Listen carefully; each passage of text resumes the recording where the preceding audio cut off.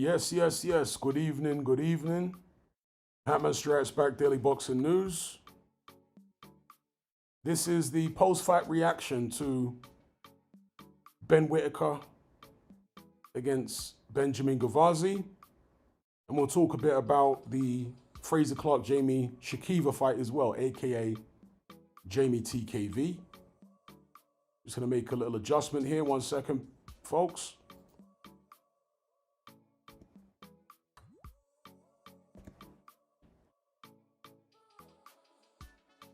All right, that's better. So, before we get into the chat, I'd like to shout everybody locked in. Let's see who we got in here. First of all, big up JR for the super chat. He says Frazer Clarke looked horrible tonight. I'd like to get everyone's take on that fight because I actually missed most of it. I only saw the final 2 rounds of the Frazer Clarke Shakiva fight, and Frazer Clarke was just getting beaten up. It ended up being a split decision, so I'm assuming the fight was relatively close. Big up KD, big up Julius, big up Gordon Dalglish, big up Mario, Exactamundo, Sam O'Donoghue, David Fisher, Hulk Smash, Kieran Malcolm, First Round Boxing, Warren, Waved, Jay's Creps, Atavistic Intellect, what's up, Sizzler, Phoenix in the house, Sully, AJ, big up AJ, Skyline, Spartan, what's up? JB says Frazer was gassed after 6. Big up Nubba Sage Elmore, what's up? Truth says TKV won by 3 rounds easily. Kieran Malcolm says Frazer looked gassed from round 5-ish.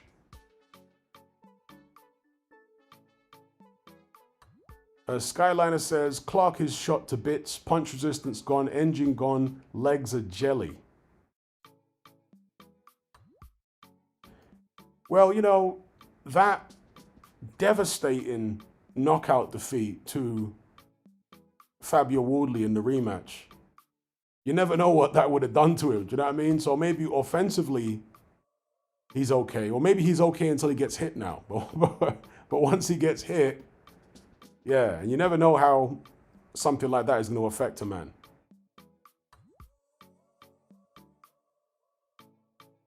JR says 270 pounds and came out so aggressive, he was always going to gas. Right, before we get into the Frazer Clarke TKV fight, I do want to talk about the Ben Whittaker fight first because I did actually see that one. I only saw the final 2 rounds of the Clarke TKV fight. Big up Gavazi.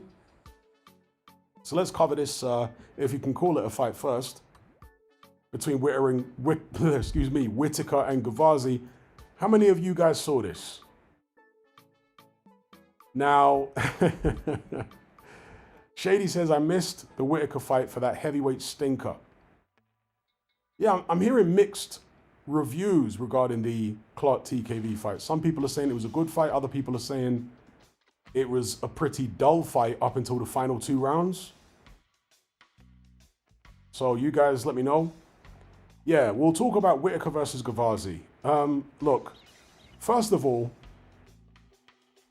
the result and the manner of the victory was fantastic for Ben Whittaker. His Matchroom debut. He's looking to gain a much bigger profile now, and he already has a big profile by way of social media and whatnot. You got, bizarrely, David Benavidez calling him out, which is very strange indeed. But with Matchroom, the pairing with Eddie Hearn, you can see how they'll work from a PR perspective, right? And this fight worked from a PR perspective for the casuals. He went in there and knocked out this guy in spectacular fashion. Hit him with big shots, explosive, fast, sent him crashing to the canvas, right? Did he go down twice? I think he went down twice, right? Sent him crashing to the canvas, even cut him on, as part of the assault. So yeah, from a PR perspective, fantastic. Couldn't have gone better for Ben Whittaker. But that opponent, I mean, I'd never heard of him before. I'm assuming most of you guys have never heard of him before. Is it possible that he's not as bad as he looked, but Ben Whittaker's just much better now under Andy Lee? I have my doubts, but time will tell. The fact that Gavazi is so obscure at his age suggests to me that he's not very good. And he certainly didn't do anything in there during that first round to suggest he was any good. He looked totally outmatched, outgunned, outsped. As soon as he got hit, he was hurt. Ben Whittaker, has he turned into Tommy Hearns overnight? Or does Gavazi just not have the greatest punch resistance? And look, Ben Whittaker's not feather-fisted. When he sits down in his shots, there is some power there. So I do think that some of the criticism of Ben Whittaker's power over the course of his professional career so far has been a little harsh, because you saw what he did in the Liam Cameron rematch. He got him out of there. And Liam Cameron actually spoke in the TalkSport podcast with Simon Jordan about how much better Whittaker's power was in the rematch. He said his power was way better in the rematch than in the first fight. And that can happen. And it isn't because people instantly want to talk about PEDs, right? I'm not saying you can dismiss any fighter being on PEDs, but what I'm telling you is a fighter's power isn't necessarily the same from one fight to the next. Yeah, your power isn't always going to be the same in every fight. It depends on the way you fight, depends on the kind of camp you've had, the way you train. Sometimes you get in the ring and the snap just isn't there. The timing's slightly off, so you're not catching guys on the biting point of the punch, so they never really feel your full power. I've had fights like that, and even sparring sessions like that, where it just wasn't clicking and I wasn't landing with the kind of power that I was used to landing with. So your power's not going to be exactly the same in every fight necessarily. And it's not going to be the same in every round. That goes without saying. But yeah, there's the positives for Ben Whittaker as far as PR.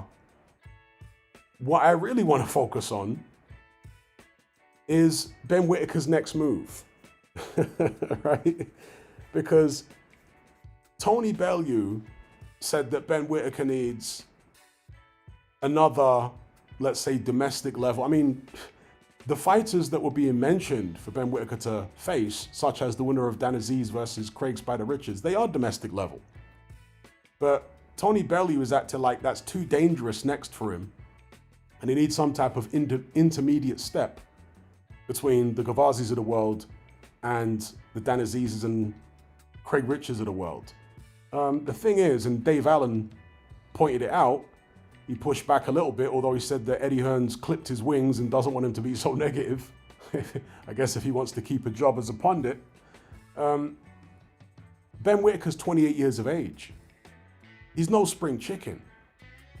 This guy was a top level amateur, loads of amateur fights. And as I say, pushing 30. So he doesn't really have time to be waiting a while before he faces the likes of Dan Aziz and Craig Richards.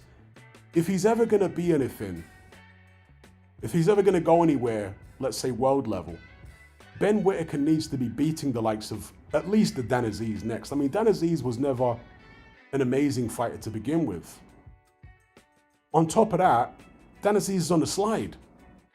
Do you know what I mean? He's literally on the slide. So if you can't put Whittaker in against Dan Aziz next, bro, he ain't going anywhere.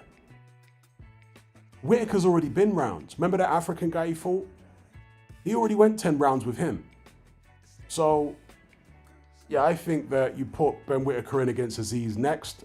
I understand Aziz has got a Richards fight. I actually think the Richards fight is a bit more dangerous for Whittaker than Dan Aziz, stylistically. I think Richards hits harder than Dan Aziz. He's taller, and he's got a better chin. So I actually think even if Aziz manages to come through against Richards, I think Richards is the more dangerous fight for Ben Whittaker. But like I say, he should be beating both those guys, particularly Dan Aziz, if he's going to go anywhere. He's not 22 years old. If he was 22, okay, you could take a bit more time with him and do what Tony Bellew says to do. Have some intermediary fights between the Gavazis of the world and the Craig Richards and Dan Azizes. But he's not 22, he's 28. He's got a vast amateur background, so move him on. You know what I mean? Active Moment says, Aziz is washed, bro. Well, that's my point. If they can't, because Tony Bellew was saying that the Aziz fight is too soon for Ben Whittaker. That's my point. It's not too soon. It can't be too soon. He's 28. Aziz is on the slide. So you got to be putting him in with those guys next. Shout out to AJ. He says, still question Whittaker's mentality after the fallout from the first Cameron fight, talking about making a mountain out of a molehill. Big up Activistic Intellect for the super chat. He says, do you think Buatsi Yard is too soon? I don't.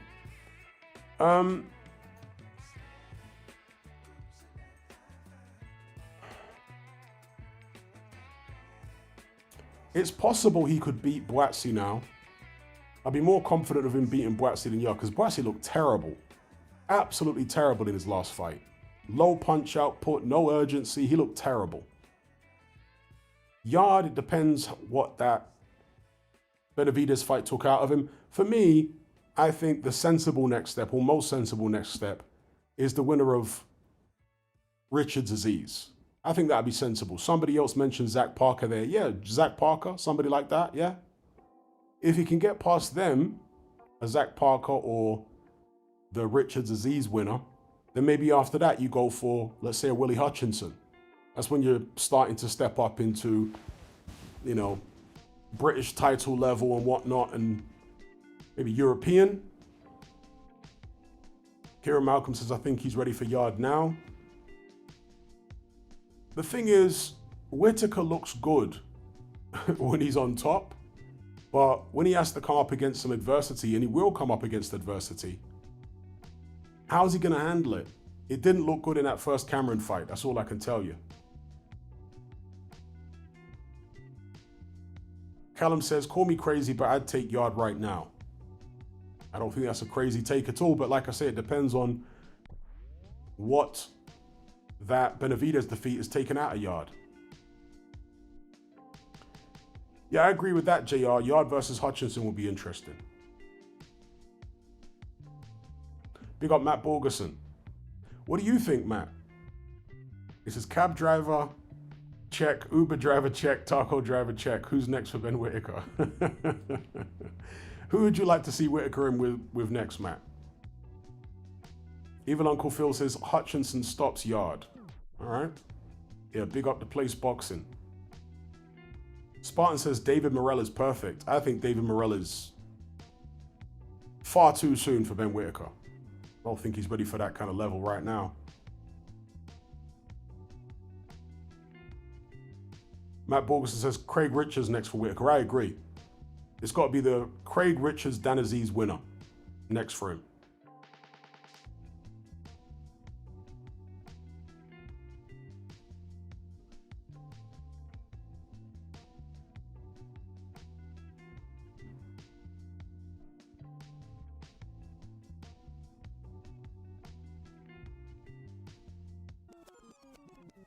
Okay, somebody says Ben will be fighting a YouTuber as Hearn won't give him real fights. I think Hearn will give him real fights because he's not going to invest all that money and just keep milking the public with third and fourth rate opposition. At some point, he's going to want to put him in a real fight because he wants a return on that investment. So, yeah, I reckon they probably will go for the Richards Aziz winner. If not next, then the fight after that. I suspect that will happen. Big up AJ for the super chat. He says Dylan White new interview was funny. Said the Okoli offer just doesn't feel right. Feels like a Nigerian card scam. Yeah, I saw that. And like I said in the previous stream, or one of the previous streams, I'd be surprised if Dillian Whyte took that Okolie fight. It's short notice, and unless they paid him an absolute fortune, and Dillian Whyte basically said it. He said, look, if they pay me enough money, I'll take the fight on short notice. If they make me an offer, I can't refuse, but they haven't made that kind of offer. They give me short notice. The offer isn't enough for me to take it without being properly prepared, particularly against Okolie, who is somebody he really doesn't like. Even Uncle Phil says Whyte is ducking that smoke. I don't think you can accuse him of ducking that smoke. The fight's in December. Do you know what I mean? So, and he's coming off a first round knockout loss. So I don't think you really call that a duck. He hasn't been given much time, and he's coming off a defeat. I wouldn't call that a duck myself. Big up Gaz for the super chat. He says, was Billy versus Martinez your fight of the year? I'm not sure, because there have been so many fights. I'd have to really jog my memory about what fights have happened this year. But it was a good fight, I can tell you that. They threw a ridiculous amount of punches. And last I heard, Billy is going to fight Jaime Munguia. That should be a hell of a fight too. Billy versus Munguia. What was your fight of the year, Gaz? Because I'd have to rack my brains. There have been so many fights. What was your fight of the year? Was it Billy versus Martinez? Yeah, I mean, there you go. Abdullah Mason versus Sam Noakes was a great fight. And by the way, apparently, God, what's his name now? Floyd Schofield has been offered the Abdullah Mason fight, and Floyd Schofield's dad is saying they're going to take it. That'll be very interesting, I'll tell you that. Floyd Schofield against Abdullah Mason, fascinating. Let's see if either camp is serious. What do you guys think about that? Schofield versus Mason. Okay, Graham McKelvey says, I think Billy would walk through Munguia. Munguia did look a lot better in the Saras rematch than he did in the first fight. But yeah, and Billy throws a crazy amount of punches. I mean, and Billy's fitness is ridiculous. He must be like the ultimate Iron Man in the gym, you know, like a fitness gym, on the treadmills and on all the cardio machines. He must be an absolute animal because and Billy just throws so many punches, it's ridiculous.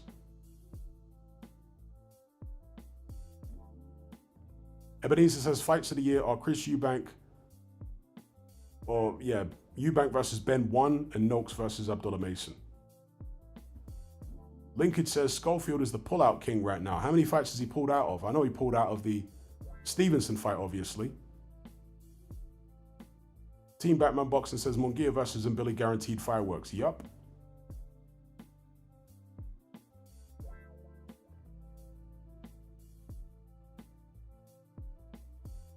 Okay, Matt says 3 from Scott. He's pulled out 3 times? That's crazy. Who were the other pullouts against? One of them was against Shakur. Who else did he pull out against?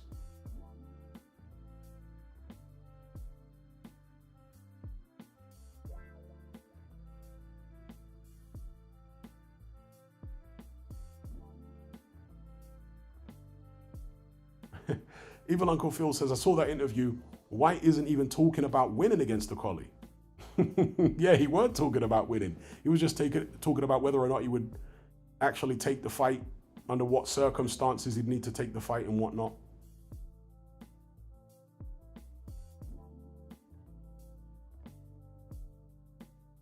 Wave says Whittaker is the 3rd most followed British boxer after AJ and Fury. I can believe it. Linkage says he pulled out of a fight last month. Against who? Who was it?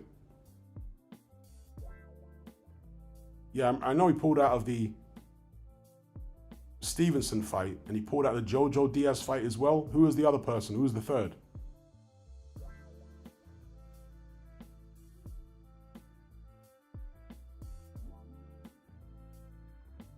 Atavistic Intellect says, what do you think of the production on BBC?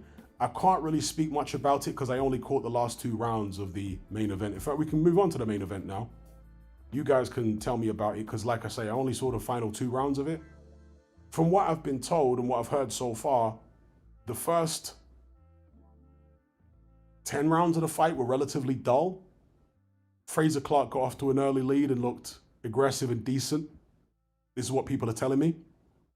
But then he gassed by about round 5, and that's when Jeamie TKV took over. Is that an accurate summary of the fight? You guys let me know.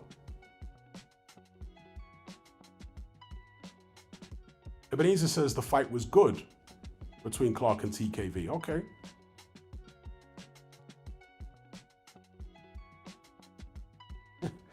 Matt says, Frazer Clarke can barely speak English anymore with the CTE he's got. Wave says the fight was a hugfest, not good whatsoever. Yes, I'm getting totally divergent views on Clarke TKV. Some people are saying the fight was rubbish other than the final 2 rounds. Other people are saying it was decent. I'll have to wait and see when they upload it. Hopefully they do upload it somewhere. If not to YouTube, then maybe Daily Motion, so I can watch it for myself and form my own view on it. But like I said, I did see the final 2 rounds where Frazer Clarke was all over the place. And TKV somehow couldn't find the finishing punches. Clarke was literally out on his feet.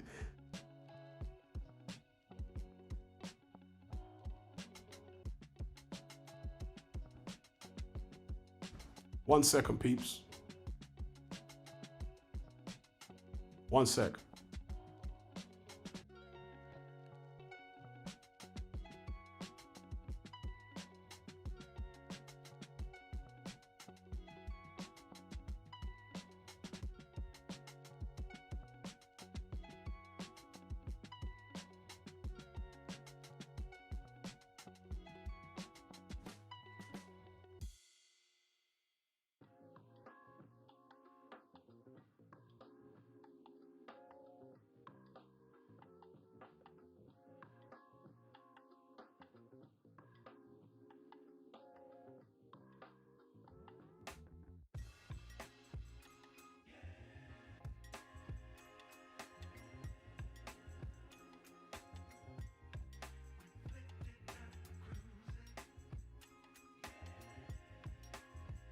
All right, I'm back.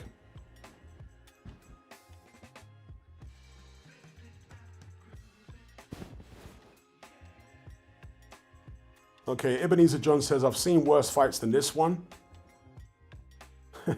Even Uncle Phil says, Clarke even deliberately shoved him out the ring.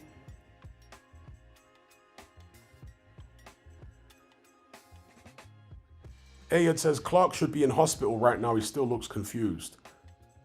You know, I think that's a really wise comment because, yeah, Atavistic Intellect says, yeah, it was quite scary after the 11th. Clarke looked dangerously gone. He looked near to death. To me, I mean, in the corner, he wasn't responding to his trainer. He wasn't responding. His trainer was saying, look at me, talk to me, respond, and he wasn't responding. So you have to bear in mind that Frazer Clarke has been stopped loads of times. He was stopped loads of times in the amateurs. He was stopped in devastating fashion in the amateurs. One of the times he fought Joe Joyce, he was knocked out in devastating fashion. So this is a guy who's been stopped loads and loads of times before. All of that punishment over the years is going to take its toll on you.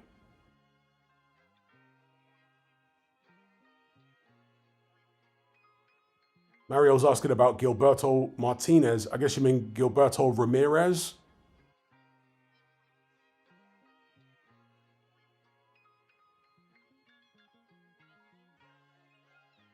He's saying that Ramirez called Opataya cannon fodder. I mean, that's laughable.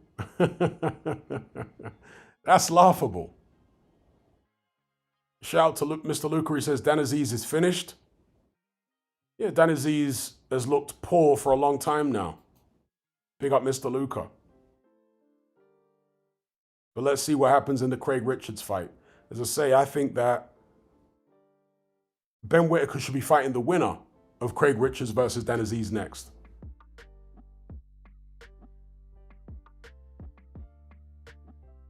Evil Uncle Phil says, Massey getting dropped was wild. His opponent was half his size. Was that on the undercard of Ben Whittaker? Or was it on the Clarke Shakiva undercard? Triple R says, Bradley Ray would be good for Whittaker next. Tough 28-year-old.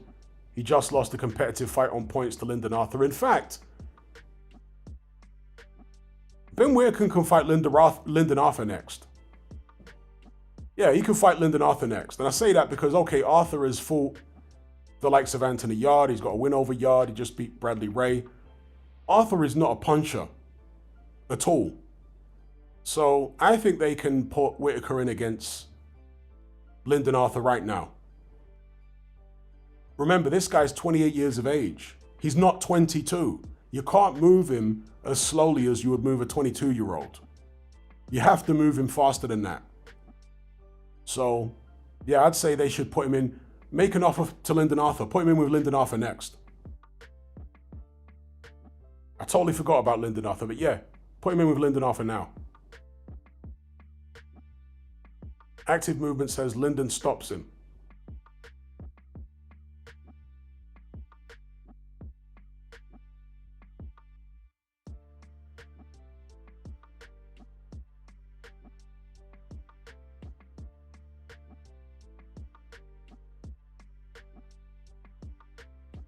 Ayad says, I bet Frank Warren is signing TKV as we speak.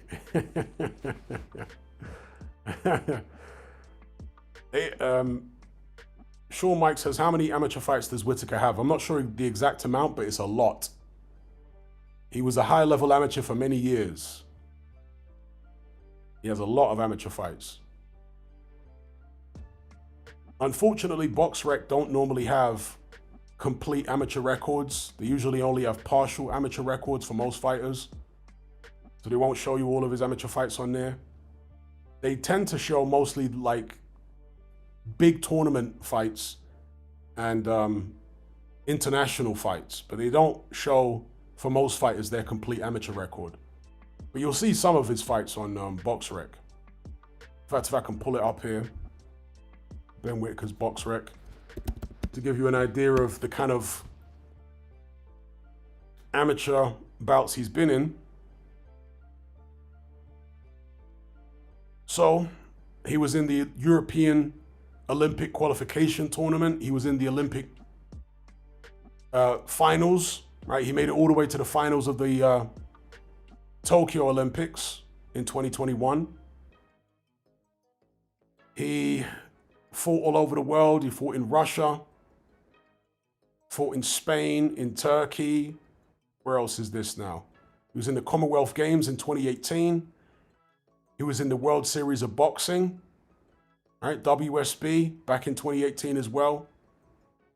English National Finals 2017. I mean, a very, very long, extensive amateur background for Ben Whittaker. Very, very long amateur background.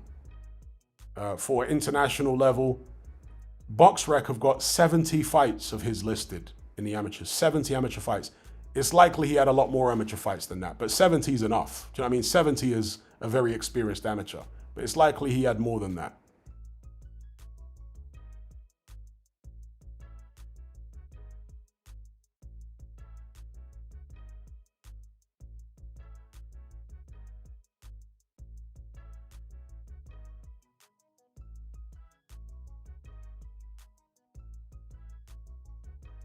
Somebody's asking, how did Hughie Fury get on tonight? I didn't see Hughie Fury fight, but I understood he was fighting. Matt Borgerson says, Lyndon would get beat by Whittaker, honestly. See, I would tend to agree with you, Matt. I think they should make that fight next for Whittaker. I think that's a winnable fight for him, but it's a fight that will test him technically. Arthur's not really the kind of guy that's going to test you physically. I mean, he can to some extent. In his last fight, he showed some level of aggression, but he's more so going to test you technically rather than physically. So I would tend to lean towards Whittaker in that fight too.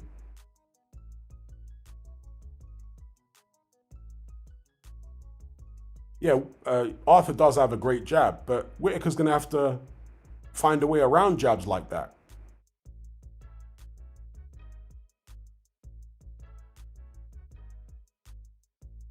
Who would I like to see TKV box next? I think the natural fight for him would be the Adelaide rematch, but Adelaide doesn't seem interested. I saw an interview with him, was it yesterday? Today or yesterday? And he did not seem interested in the winner of Shakiva versus Clarke at all.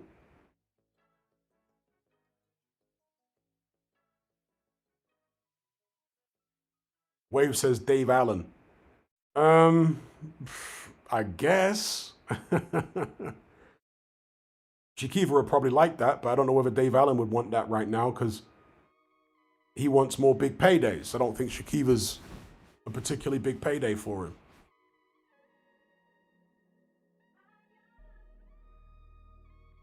Yeah, the point I wanted to make, the thought I didn't finish, is that there's a lot of people out there who don't like Ben Whittaker. They don't like the hype that he's been able to garner through showboating. They don't like his demeanor. It's important not to predict his fights based upon whether you like him or dislike him. Because I feel like there's a lot of people out there that want to see him get chinned, and that's why they're saying this guy beats him, that guy beats him, the other guy beats him. Try and put all that aside, all right, that you want to see him get chinned. Put all that aside. I've put all that kind of, I don't really have any animosity towards Ben Whittaker at all, so I'm not coming from that perspective. When I look at it in the cold light of day, I think he can beat Lyndon Arthur, you know? I'm not saying Arthur doesn't have a chance, but as I keep reiterating, Whittaker is 28. You're gonna have to take some risks with him to move him along. He doesn't have all the time in the world to get up to British, European, world level. So you're going to have to take some jumps, some leaps of faith. You're gonna have to. Obviously, it's gonna need to be calculated on the way up. And I think that Lyndon Arthur would be a good calculated risk. Rather than jumping up and going for an Anthony Yarde or a Gavazi right now, I think Arthur would be more sensible because he can't punch like Gavazi and Yarde. So for the next step, if he's not going to fight the Aziz Richards winner, and I think that'll probably be the most sensible next step, an alternative to it will be Lyndon Arthur.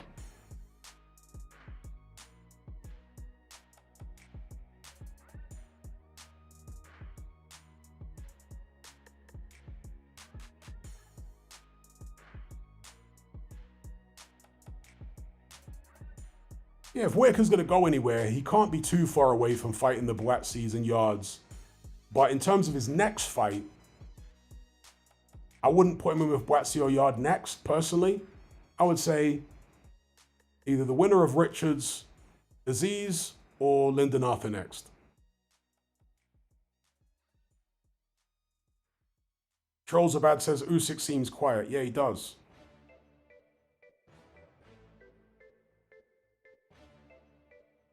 Big up Atomistic Intellect. Yeah, if we can get these likes up, we only got 43 likes and 280 concurrent viewers. We can get the likes up to like 140. Thank you in advance, really helps the visibility of these streams. If you're enjoying it, just do me the courtesy of sticking a like on the stream. Much appreciated.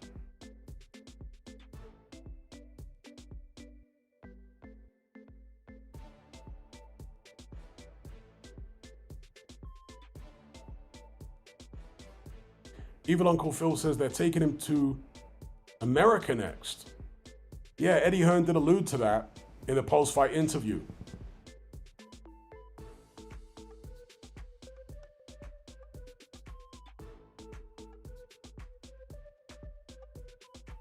So I saw that Dylan White interview that somebody mentioned earlier on, and White was asked about Usyk, and White seems convinced that all Usyk has done is vacated the WBO belt so he can become 3 times undisputed. He thinks that's all that Usyk has done. He thinks Usyk is going to fight Wardley. We shall see. Maybe it's wishful thinking on Dillian Whyte's behalf because he is still Fabio Wardley's manager and he's getting a cut. So the bigger Wardley's purses are, the more money Dillian Whyte's making. But yeah, Dillian Whyte seems to think that Usyk has just given Wardley that WBO belt so he can win it back off him and become undisputed again. That'd be a bit of a trolly thing to do by Usyk. Do you know what I mean? Like, he's just trolling us at this stage. Like, come on now. That'd be very gimmicky.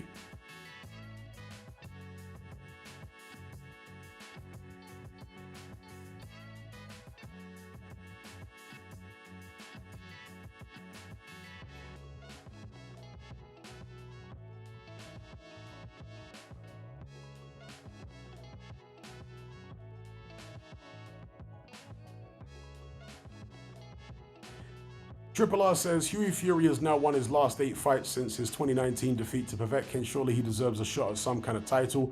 The problem is Hughie Fury is fighting the most obscure opposition imaginable. The type of opposition he's been fighting wouldn't even register at British title level. You see what I'm saying? That's the problem with what Hughie Fury's doing. He's fighting absolute pies. Whenever they match him against somebody that is vaguely familiar to boxing fans, Hughie Fury pulls out. Atavistic Intellect says, Tommy Morrison versus Dillian Whyte, who you got? Prime for prime, that's a real interesting fight. That's a real interesting fight. Tommy Morrison is the better athlete. Both guys got great left hooks. Morrison more coordinated, faster. But prime for prime, I would say Dillian Whyte's chin was a bit better. Morrison's chin was really, really quite poor. Both guys, great heart. That's a real tough one, you know. You know, Morrison got chinned by Michael Bent in the first round in his prime. Dillian Whyte's better than Michael Bent. So it's a tough one, man. Whoever lands their big left hook first probably gets the job done. I'm going to lean slightly towards Tommy Morrison, but they could swap victories, the pair of them, if they fought several times, in my opinion.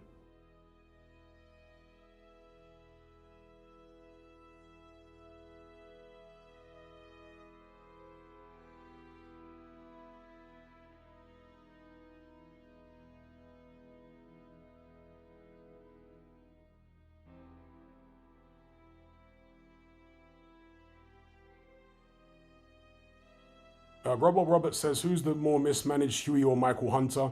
Well, I don't think Hughie is necessarily mismanaged. Because he's had plenty of opportunities to take meaningful fights. He just keeps pulling out. So I don't really think it's a mismanagement thing. It's a problem with Hughie. Somehow every time over the past few years, he signs to fight somebody of note, he somehow gets ill and then pulls out. I've never seen anything like it.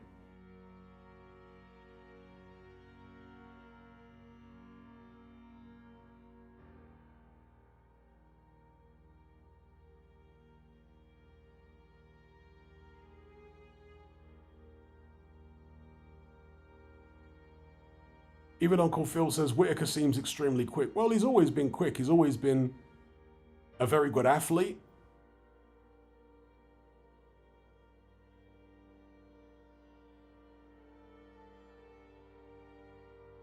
Yeah, I've already answered the question, Robo Roberts, regarding Hughie Fury and Michael Hunter.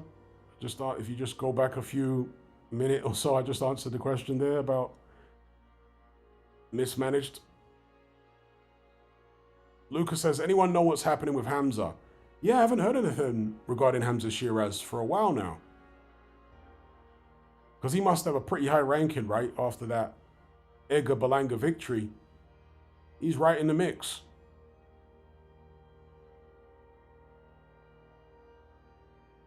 Ryan Emus says Huey Fury is really irrelevant now.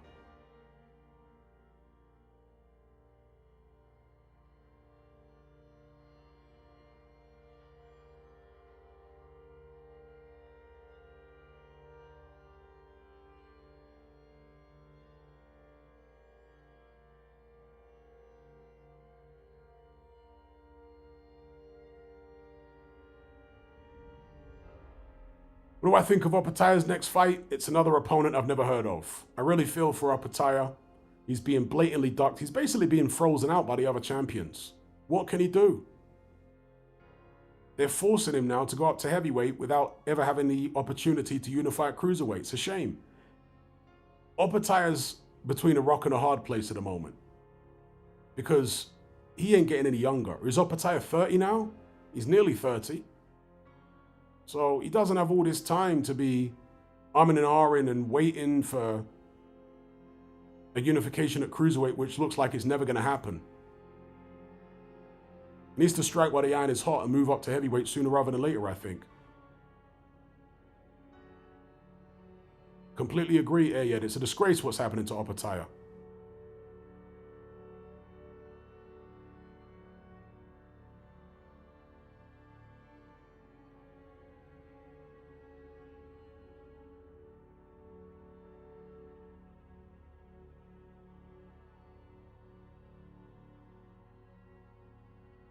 Ryan Emus says, if Opetaya moves up to heavyweight, who should he fight there? I think he's going to need to test the waters first because he is undersized. He's not as naturally big as Usyk, in my opinion.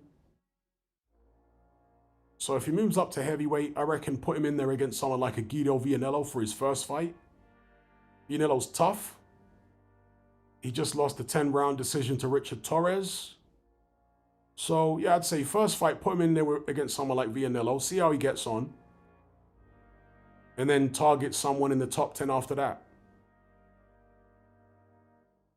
Bear in mind, Usyk fought Chaz Witherspoon for his first fight at heavyweight. So, if Usyk's fighting Chaz Witherspoon, there's no reason why Opetaya couldn't fight a Vianello. So I'd say, yeah, put him in against the Vianello first. If he comes through that okay, then target somebody in the top 10.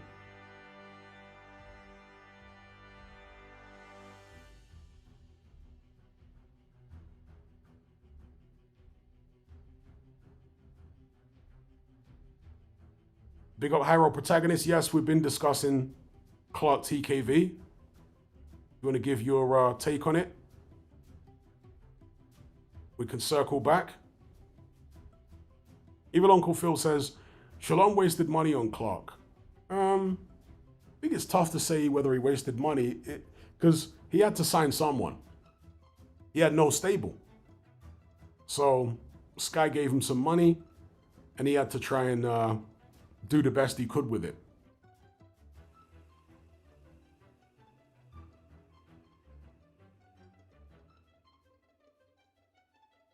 Because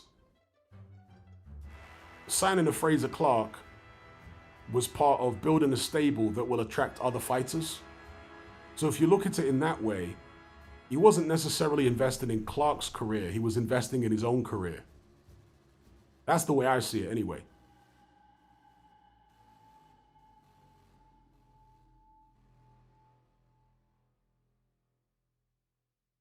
Someone says Clarke is basically Audley Harrison.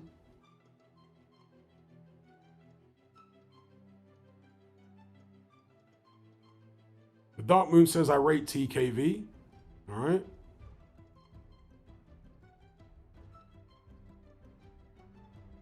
AJ says, is Opetaya being dodged as he's so dangerous, or is there more to it?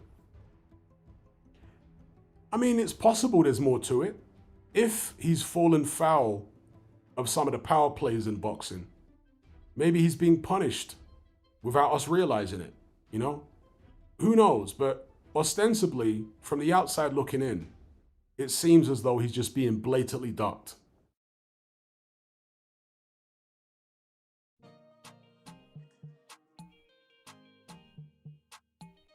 I can't really speak about the BBC production Action Pop cast because I only saw the final 2 rounds of the Clarke-Shakiva fight. So I really can't speak to the BBC production.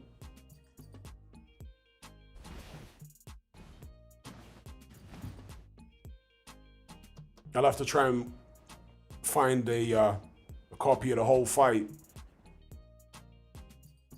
sometime tomorrow. Rainima says Zerdo's comments on Opataya were absolutely pathetic. Yeah, somebody early on in the stream said that Zerdo claimed that Opataya was rubbish or something, or was low-hanging fruit or something bizarre like that.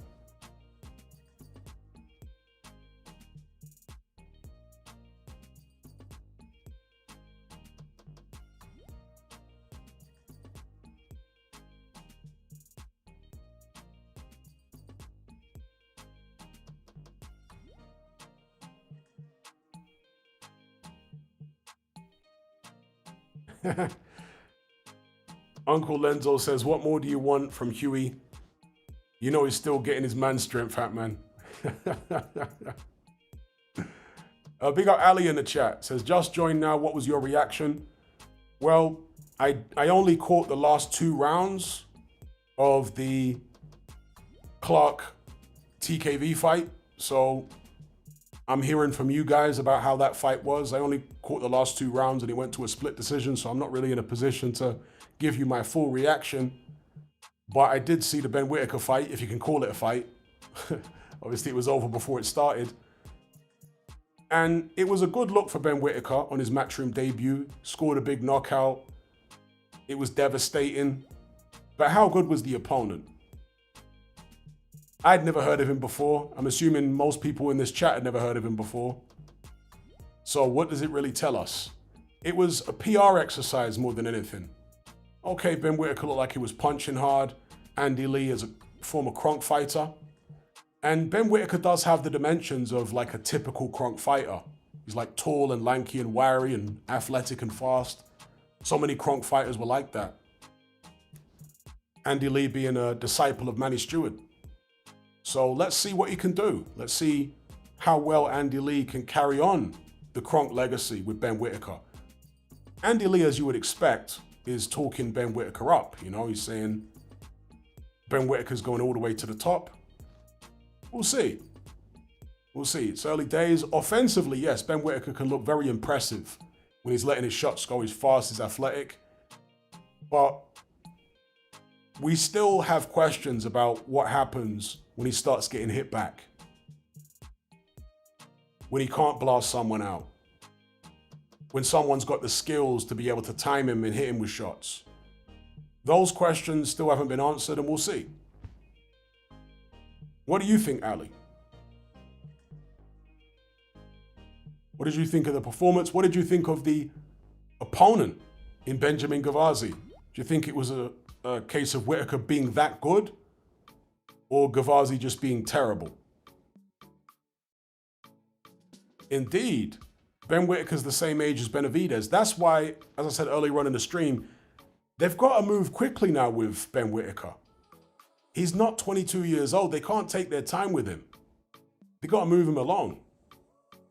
So as I've said many times already in this stream, they got to put him in with either the winner of Craig Richards against Dan Aziz next, or, in my opinion, Lyndon Arthur next. But I think the person who said that Whittaker will probably fight in America in his next fight is probably going to be right. Because Eddie Hearn was talking about that in the post-fight interview, and there was no real mention of Dan Aziz, Craig Richards, or Lyndon Arthur. So yeah, they'll probably try to do an American fight next. Then maybe bring him back to the UK and fight one of the guys I just mentioned. Oz Racing says Gavazi was another Anthony Yard type opponent. Yeah, totally obscure. Never heard of him before. Jay says, Hatman, did you see the Tommy Welch Richard Riakporhe fight the other week? Yeah, I did. Tommy Welch looked like a complete novice. And nothing like his dad.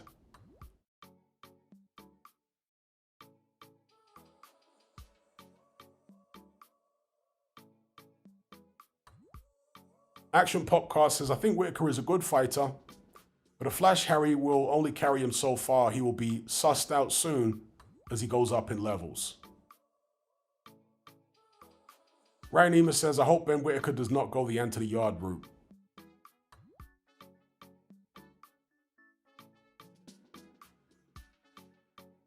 Pro Keller says, Whittaker has a very impressive social media following considering he ain't fought anyone of note.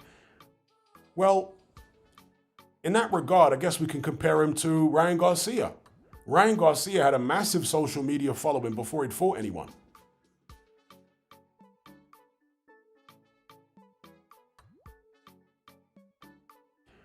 Shout out to Ali. He says, Ben Whittaker showed skill and talent. Next fight for him should be a domestic level fighter. But what do you think of the opponent, Ali? Gavazi. Do you think Gavazi was decent at all or totally rubbish? Because, I mean, we've all known that Ben Whittaker has athleticism. He throws fast combinations. He's flashy. We all see that kind of talent, but in boxing, that's not enough. You need more than that. You need to actually be able to have some grit, some resilience, some, what's the word I'm looking for? Resourcefulness. When things aren't going your way, you need to have the ability to switch up the game plan. Offensively, Whittaker's always, it's obvious that he's got ability, but what happens when he gets hit back? These are the questions. And as I say, what did you think of the opponent, Gavazi? Shout out to Ali. Yes, adaptability. There you go. Adaptability. Does Ben Whittaker have adaptability? Can he change tactics mid-fight?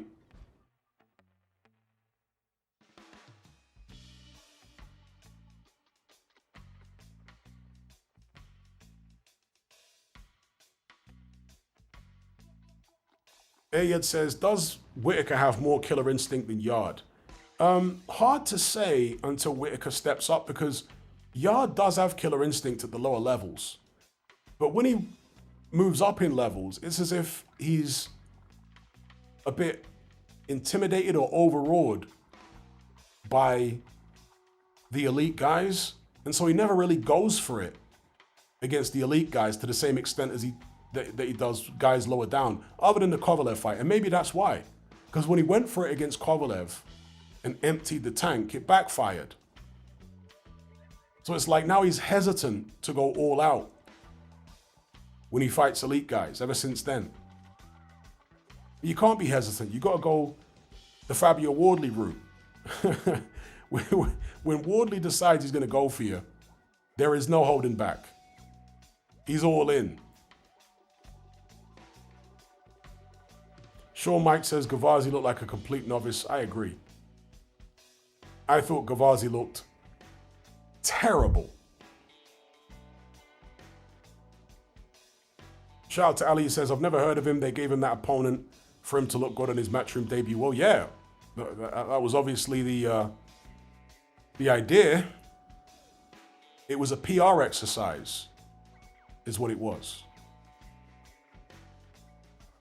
It was a highlight reel knockout to celebrate Ben Whittaker making his Matchroom debut, to try and set the tone from a PR perspective. That's what it was. But it really didn't tell us anything with regards to how far Ben Whittaker can go. That's the thing. But it served its purpose, basically. The fight served its purpose from a Matchroom PR perspective, or from a Ben Whittaker PR perspective, for the wider audience. But hardcore boxing fans like us looked at that fight and thought, okay, we haven't learned anything.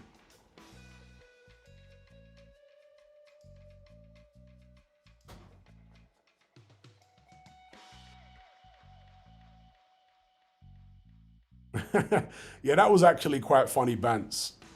Ben Shalom, strangely enough, has been coming with some funny comments, right? Some quite amusing comments over the past couple of weeks. Did any of you see the interview where Ben Shalom, who, for those of you who don't know, is Jewish, right? Ben Shalom, at the start of one of his recent interviews, the interviewer said, "You're back, Ben. I haven't seen you for a while." And Ben Shalom said, "Yeah, I've been resurrected I'm the Jew who's been resurrected like Jesus. Words to that effect. The way he dropped it was funny. It was funny. And now he's saying Eddie earned his 50 and works for his dad. Banter.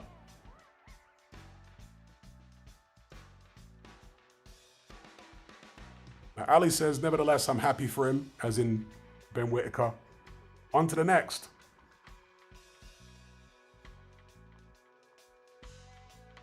We got Baz. He's coming with some Bob Marley lyrics. That's from one of my favorite Bob Marley albums, Rastaman Vibration. Yeah, Rastaman Vibration has got War on it, that song. It's got the song Crazy Ballhead. I said, I'm Caribbean accent coming out here now. Crazy Ballhead, Crazy Bald Head, to say it in an English accent properly. That's the song that Lennox Lewis used to walk out to. Crazy Ballhead. We're gonna chase those crazy ballhead out of town. Chase those crazy ballheads out of town. I and I build a cabin. I and I plant the corn. Didn't my people before me slave for this country? Now you look me with a scorn, and then you eat up all my corn. We're gonna chase those crazy ballheads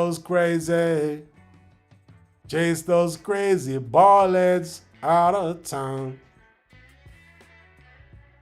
Yes, Rastaman Vibration. In fact, that's one of the songs on the album as well. Shout out to Chainsaw, Baz. He's got me singing Bob Marley out here. I and I Vibration, yeah.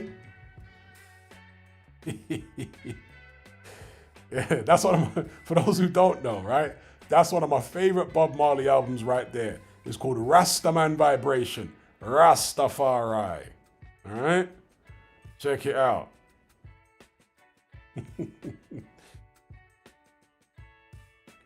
Ali says, Frank Warren suggested Willie Hutchinson for Ben. Well, he would do because Willie Hutchinson is his fighter. I seriously doubt that Ben Whittaker will fight Willie Hutchinson within his next 2 fights. I seriously doubt it. I reckon that fight is at least 3 fights off. Exodus is also on that album. Yes, told you that album's banging. Exodus, movement of the people. Yeah, that album's a sleeper. People don't often talk about that Bob Marley album, but it's fire. Rastaman Vibration, yeah. All right, Baz Newton feeling the Bob Marley tonight. Redemption song.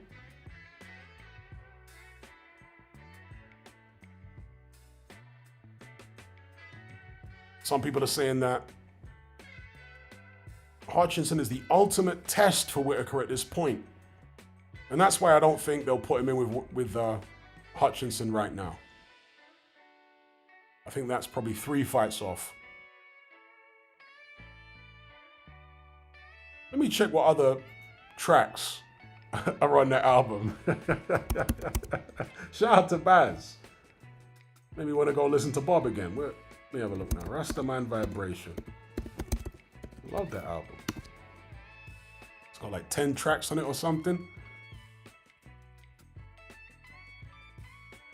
Let's have a look. Yeah, 10 tracks. So Positive Vibration is on there. Yeah, Roots Rock Reggae. Just the reggae music. That's on there. Johnny was a good man. And Johnny was a good man. Cry to me, you're gonna cry to me now. You're gonna cry. I know all the tunes, people. Don't get it. I know all the songs. Want More is on there. Now, what you want more, want more. You think it's the end, but it's just the beginning. Get down, backbite, down, backbite. What else is on there? Crazy Barlet, I talked about that. Ooh, the cap fit. And oh, the cap fit. Let them wear it. And oh, the cap fit. Come on. Night Shift is on there. Working on a forklift. On the night shift. Working on a night shift.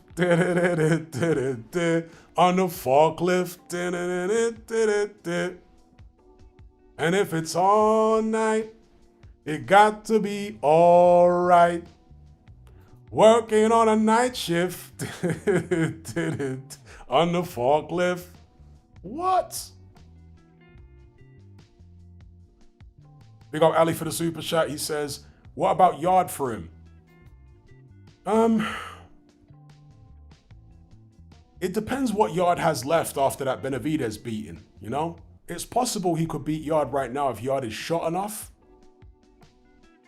But Yard at even 80 or 90% might be a bit much for Whittaker right now, like next. So that one's a bit unknown, right? It's a bit uncertain. I would say ideally next, the winner of Richards versus Aziz or Lyndon Arthur. I'd say those should be his next fights, in my opinion.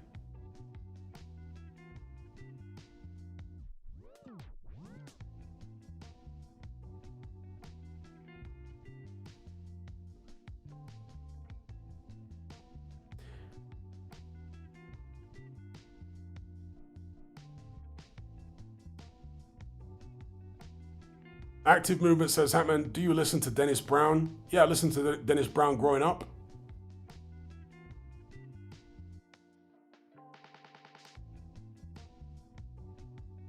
Marley or MJ?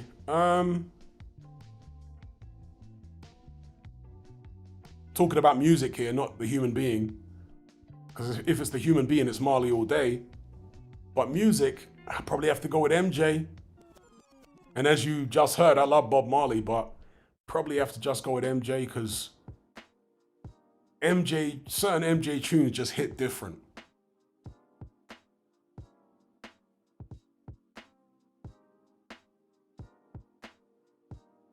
Yeah, it depends on your mood as well, for sure. Depends on your mood. If you're in a militant mood, it's got to be Bob. But if you're just looking to feel good and, you know what I mean, then it's MJ. Off the Wall is not just a great album, but a great song.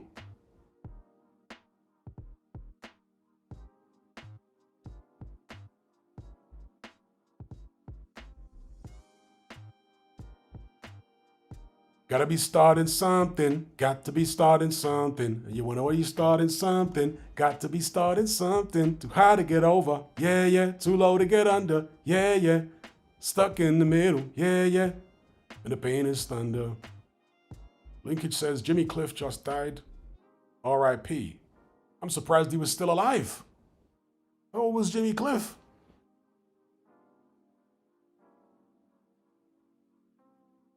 I always remember Razor Ruddock used to come out to the Jimmy Cliff song, The Harder They Fall, or The Harder They Come.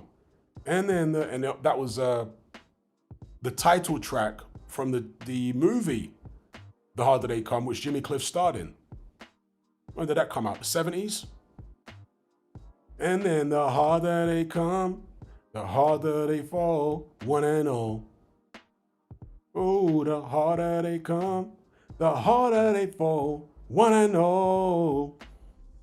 We got Ali for the super chat. He says, what's the latest on Callum Smith? Heard nothing.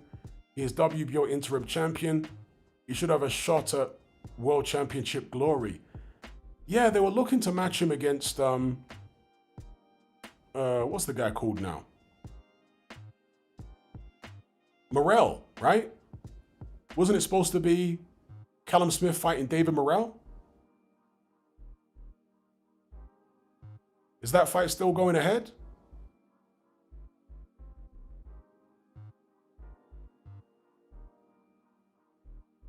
And yeah, after the Buatsi victory, he should be knocking on the door for a world title again.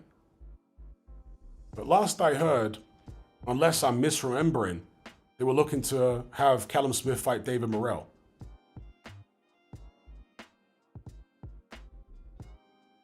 Yep, that's probably Jimmy Cliff's most famous song, Many Rivers to Cross. It was covered very well by UB40.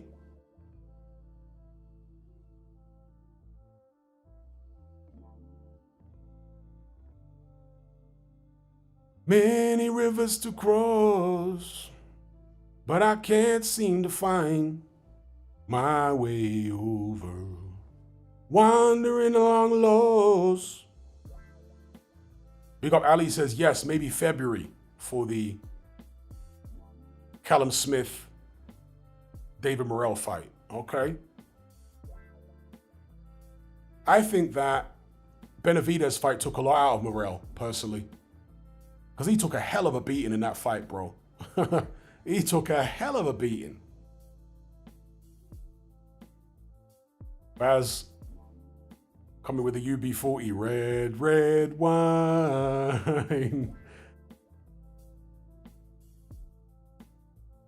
That was a cover though, right? That was also a cover, Red Wine. Red Wine's a much older song. Oh yeah, I know the Harder They Come movie. I just mentioned it. I know that movie very well.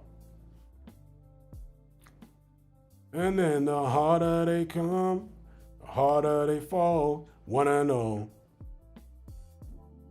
Shout out to Courtney Morgan, says, Hatman, you going in? Big up from a real Jamaican Rasta youth. There you go. Ras in the house.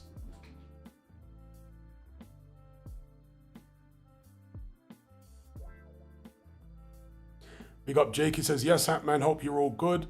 I was in London today and ended up spending £15 on 2 coffees. Where do they make these prices up from? Shout to Charles B. Yeah, London is ridiculously expensive. Music playlist says, I think Red Red Wine might have been a soul song originally. It's a very old song. It maybe originated in the 60s or 70s, I want to say. Hey, big up Grizz for the super chat. He says, trust you're well, bro, and I hope you're well too, my brother. Much respect. Appreciate the super chat.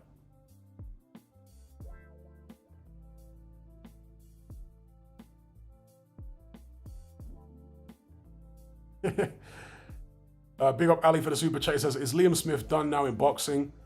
He has nothing. Yeah, he's done. In my opinion, he's totally done. Atavistic Intellect says, UK music over the years is heavily underrated. The UK has been extremely strong, an extremely strong music nation for decades.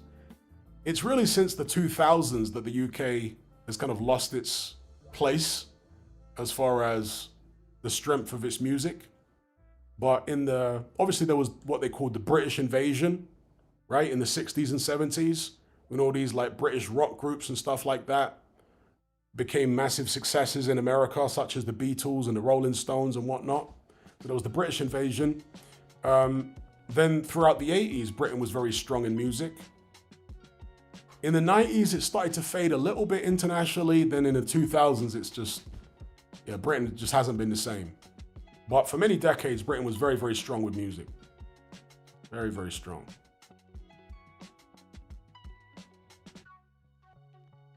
Shout out to Atavistic Intellect. Shout out to Ali. Yeah, Liam Smith is done, bro. Finished. Yeah, might have been a Neil Diamond song, actually. Action Popcast. Red Red Wine. He definitely did a version of it. I want to say his might have been the original.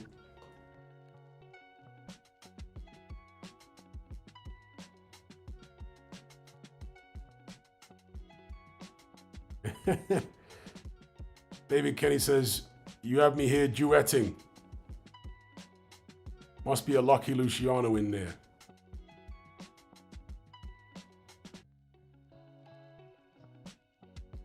If Bob hadn't died, would reggae still be popular? Probably not.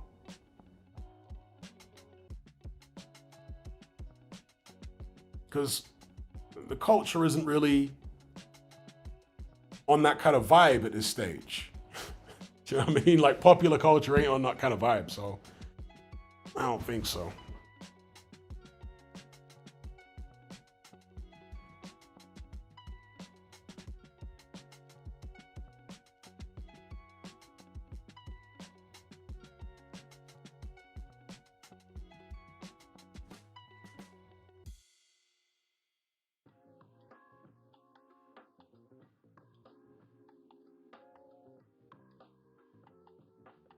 Yeah, the thing about Bob Marley is that his music coincided with a lot of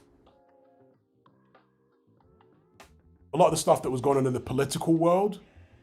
He was a very politically, you know, connected in a sense artist, in the same way as John Lennon. Do you know what I mean? It's like the politics and the music were kind of going hand in hand. And that's one of the reasons that both of them John Lennon got taken out. Bob Marley, there were many attempts on his life, and many people believe that the way he died was an assassination rather than natural causes.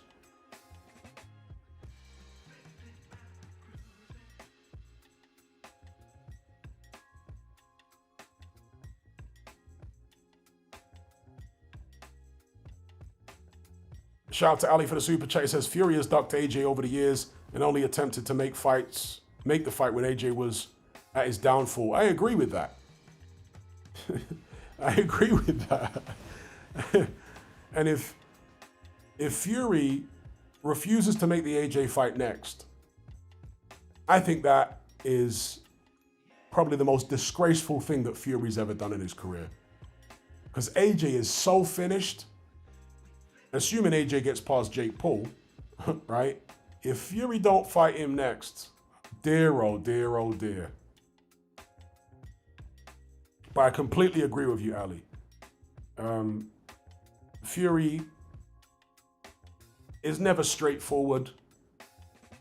He's always looking to get an edge somehow. And if the edge isn't there for him to get, he'll pass up on the fight. Yeah, we call him Partridge around these parts, for sure. We call him Luke Partridge.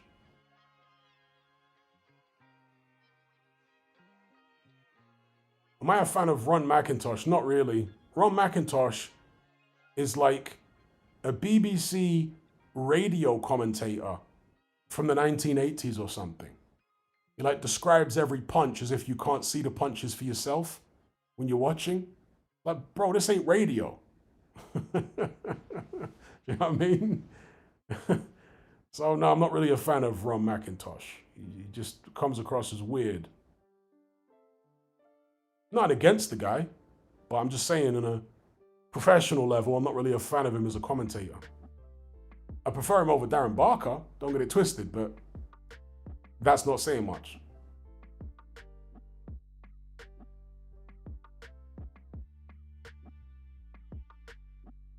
Ron McIntosh has got this overly formal style of commentary, which is very antiquated. Commentary is not like that anymore. Commentary is more relaxed and conversational now. But Ron McIntosh sounds like an old school commentator from the 70s or 80s, where they're very formal in the way that they talk. There you go, Sam. All 4 belts around the waist of one man. Yeah.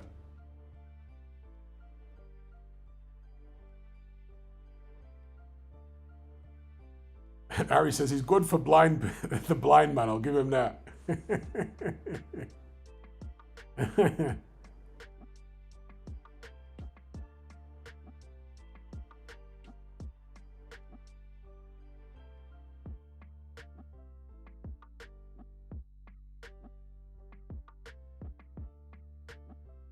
Joshua Hooker says it's sad because 10 years ago, Partridge was the one who saved the heavyweight division. It's like I always say, Partridge is basically Johnny Two-Face from The Dark Knight, from Batman. He's the guy who, rather than retiring a hero, he fought on long enough to see himself become the villain.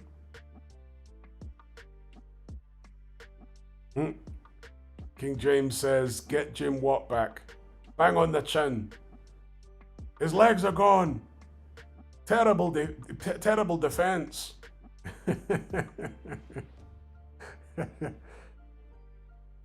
Punchies and bunchies.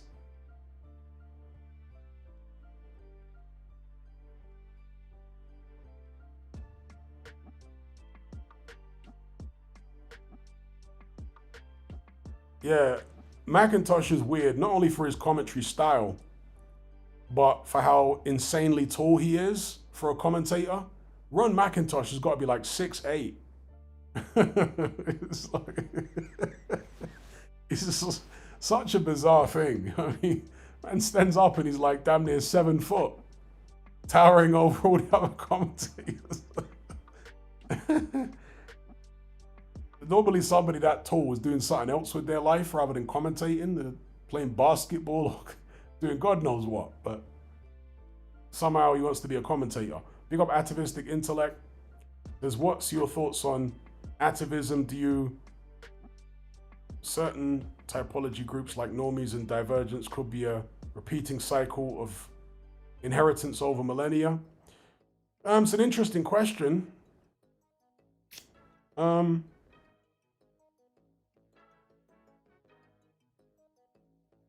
When you say repeating cycle, are you talking about reincarnation? Or are you talking about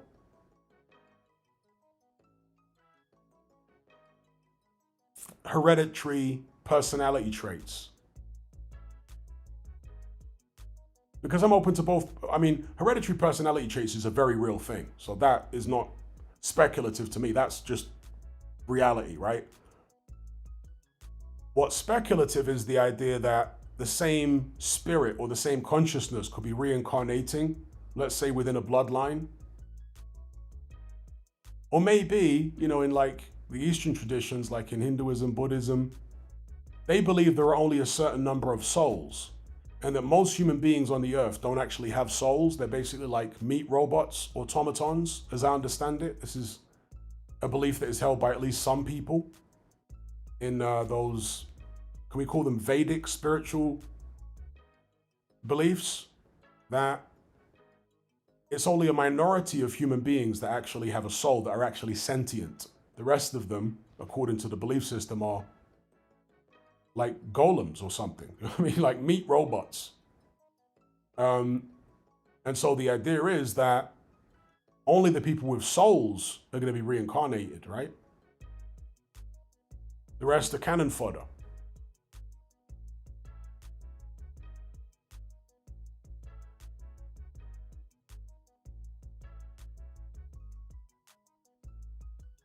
Big up Atavistic Intellect. But it's a very interesting question.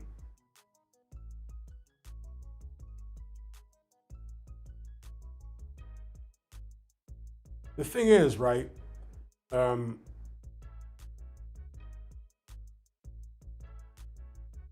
my parents are pretty much normies, but they're not the normiest of normies, if that makes sense. My parents are normies, but particularly with my dad, he's teetering on the brink of being not a normie. He's just right on the cusp. He's nearly not a normie, but yeah. So the thing is, normie parents can give birth to awake kids, or at least one awake child. Yeah? But I guess personality traits can skip generations, and, what you have with your parents, as I described in a previous stream, is you have a genetic soup that your parents carry with them, and you as their child take from that, you take your traits from that soup. All of the genetics that they carry might not be expressed in them as individuals physically or even as far as personality. And that's why they talk about certain traits skipping generations, because all of the genes aren't expressed in every individual. Only some of them are. So there might be certain genes that your parents carry but didn't express themselves that you do express. So perhaps there's like a awake gene, for those who are awake and aware, a gene that makes you more sentient than most people. Maybe that's something that can be passed down through a family and skip generations and whatnot. It's interesting to contemplate. Big up Supersized Fries. He says, better super middleweight, Canelo or Ward? I gotta say Ward.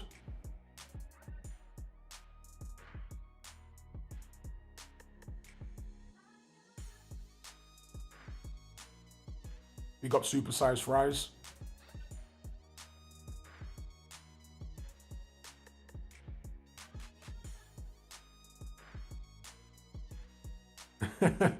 Charles B says, my dad is like that, Hat Man. Just when I think he's making progress, he'll fall for the next scam.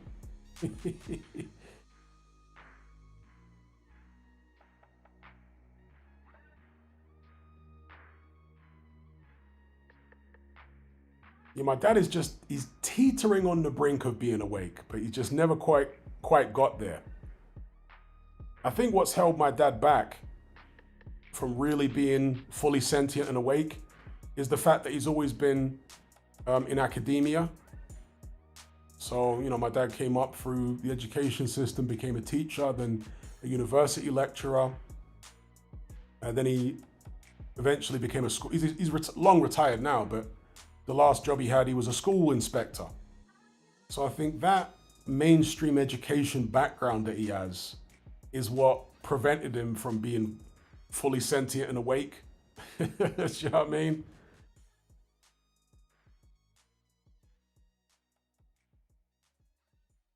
King James says, what do you mean awake?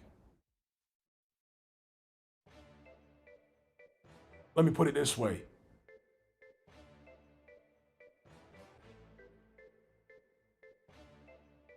Those who know don't need to ask, and those who ask don't need to know. If you know, you know.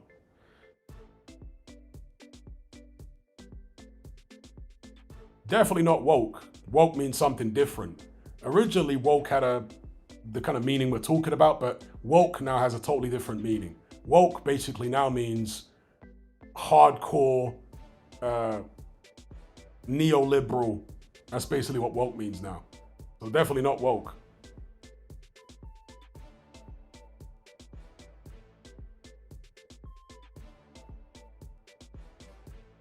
Yeah, those who ask, those who know don't need to ask. Those who ask don't need to know. You know what I mean?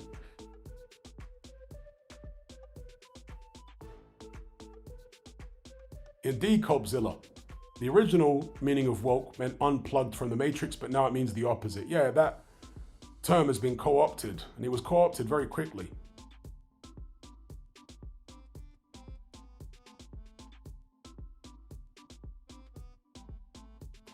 We got D-Man for the super chat. He says, do you think society would be as cohesive or work if everyone was sentient and free thinking?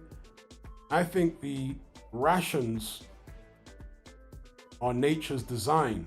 Followers are necessary. Again, that's a really, really thought-provoking and very good comment. Because one thing I will say is, among the sentient people on Earth, right, among the awake and aware, there is the tendency among some of them to be idealistic. So the classic one is when people think that everyone can wake up, that the masses can all be woken up. You reach a point in your life when you realize they can't, right? That's an exercise in futility. The masses can't be woken up. And that's when you stop being evangelical about being awake, right? Because a lot of people, when they first wake up, they're very evangelical about it. They want to tell everyone, they want to tell their parents about it. You realize at some point that's an exercise in futility. So yeah, being idealistic, it's not going to help you. You have to be realistic about what the world is. Maybe, you know, I've said this in some of my Patreon episodes. Maybe cannon fodder is necessary, as sad as it is, as tragic as it seems. maybe it's part of the design of this place. That cannon fodder is needed for it to function, you know? But there has to be cannon fodder. Because if you look at the food chains in the animal kingdom, do you know what I mean? There's a food chain. Things eat other things, and certain creatures are basically incarnating here to be food. And who's to say that isn't the case with human beings? Some human beings incarnate here to serve the function of being cannon fodder. It's an interesting thing to contemplate. Great comment, by the way, D-Man. Very, very thought-provoking comment. Yeah, as Charles B said there, I think normies are part of the balance.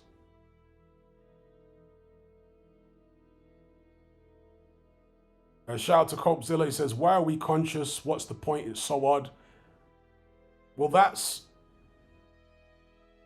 a question which terrifies mainstream science because they can't explain it. So mainstream science basically says that consciousness is an accident.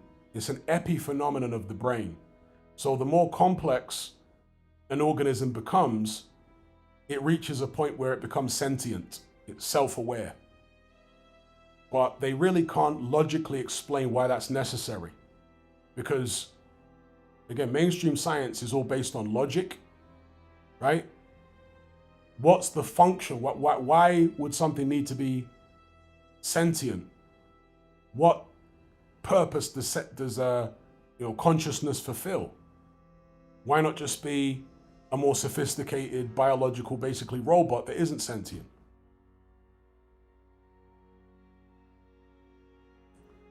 And that's one of the reasons that religion and spirituality exist. To attempt to answer the question as to why consciousness exists. Even philosophy, right? Religion, spirituality, philosophy, they're all in the same realm. Metaphysics. All of these things are attempting, or one of the things that all of these things are doing is attempting to explain why we're conscious, why we have consciousness. Jazz says, did consciousness exist before humans existed on Earth? We don't know the answers to these questions, but I suspect it did. I suspect consciousness predates physical beings. I could be totally wrong. I'm not trying to state that as a fact or anything like that. It's just my best guess. I suspect that, consciousness preceded physical.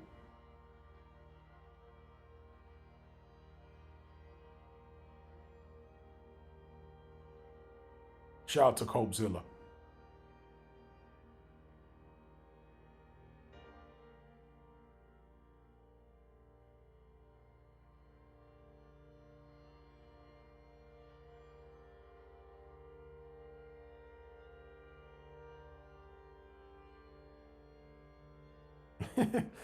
Truth Channel says, bang,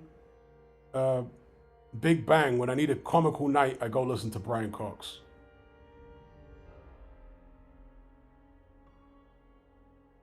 Big up Activistic Intellect. He says, in the truther scene, a lot are truth normies.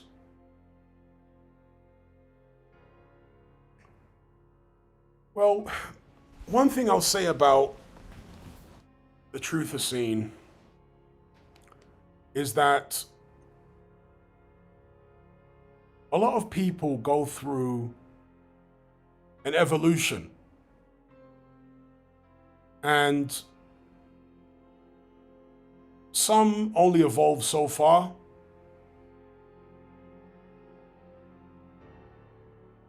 Some people are basically subconsciously governed by the Abrahamic mind.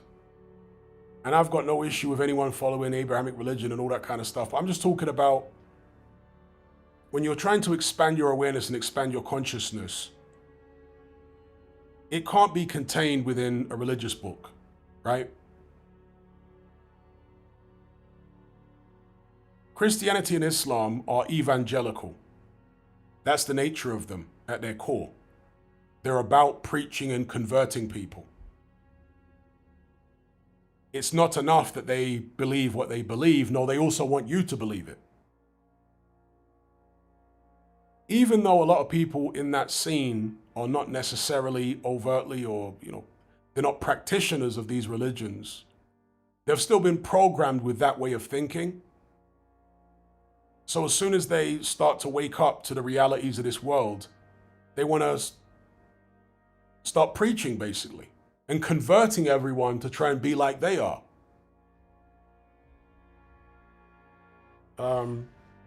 Some people get stuck in that. They get stuck in that mode of trying to convert everyone. But I think the next level of personal evolution is to transcend that stage where you're trying to convert people to your way of thinking. To transcend that. Because basically you're never going to convert people. That's what you realize. You have to end up finding a way to be comfortable with the fact that most people are never going to think like you.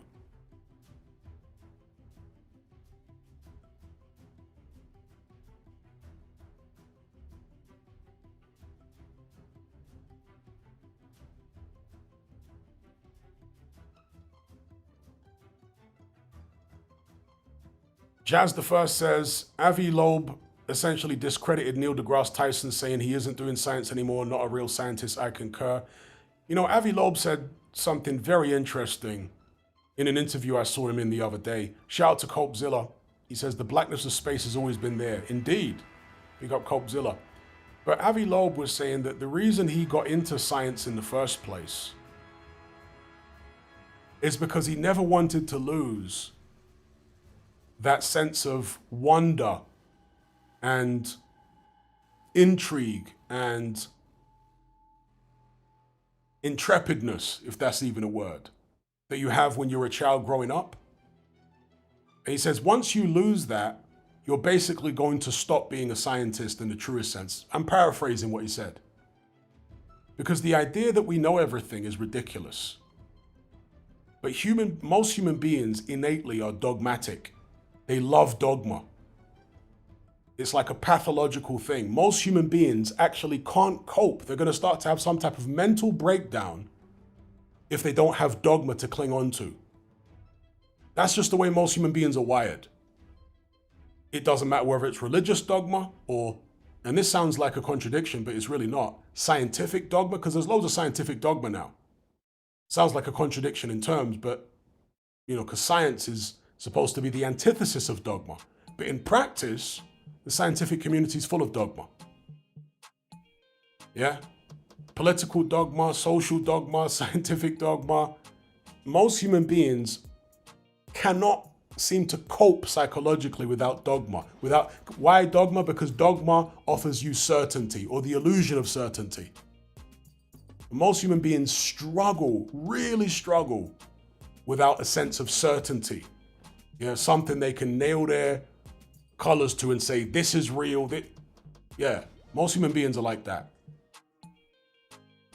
And that's why they're so aggressive towards people who challenge dogma, who say, actually, we should ask questions and keep an open mind. That's why they're so hostile to people with an open mind. Do you know what I mean? Because it's making them question their dogma. And that terrifies them.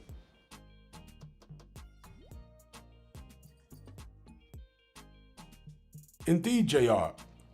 Loeb is asking questions. He's keeping his mind open. It's not that he's going to be right about everything he says. Of course not.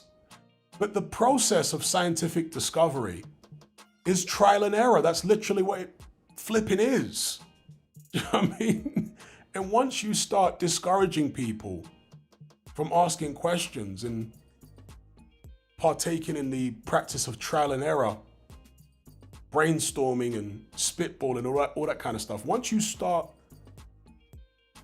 ridiculing people for doing that, you're being anti-scientific. Everything starts with a thought. Everything starts with an idea. In order to make new discoveries, someone has to have the imagination in the first place. And yeah, the Neil deGrasse Tysons and people like that, they're not there to actually do real science. They're there to just perpetuate dogma.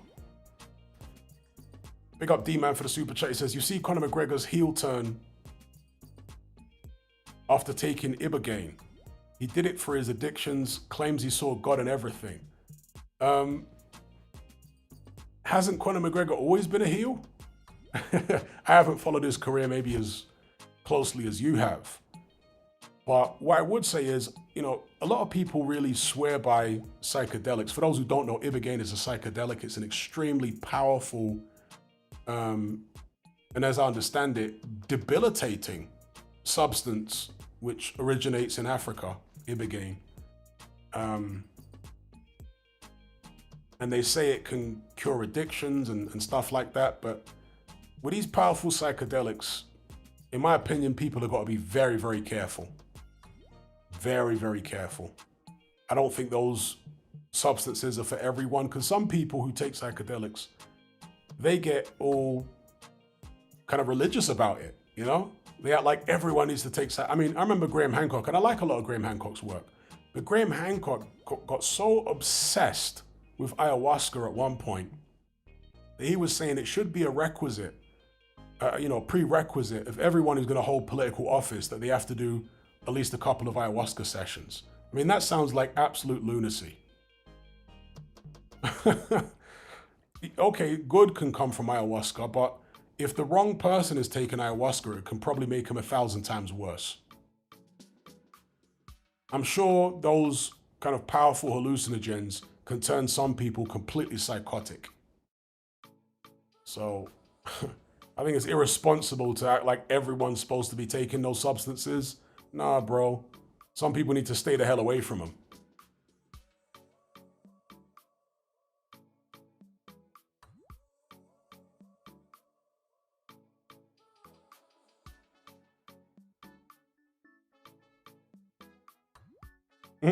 Striker says DeGrasse Tyson is one of those touring buy my t-shirt scientists.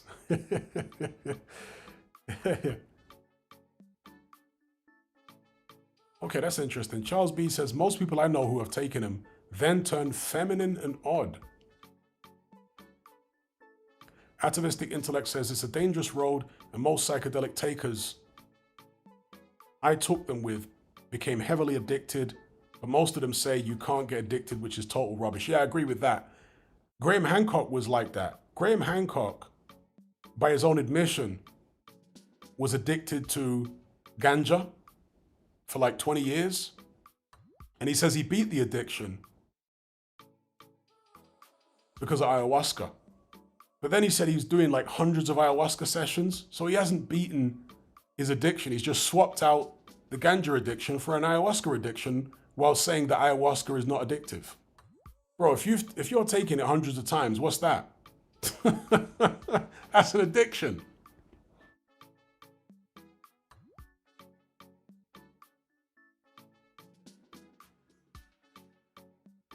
Copzilla says, like when people say weed isn't addictive.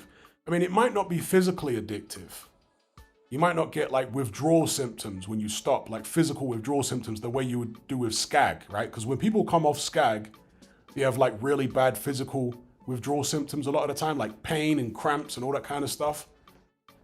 So with ganja, yeah, you might not get that, but it's psychologically addictive. And it might be physically addictive to some extent too, but the psychological addiction for a lot of people is what keeps them doing it. You can get addicted to anything, literally anything. From a psychological perspective, you can get addicted to anything.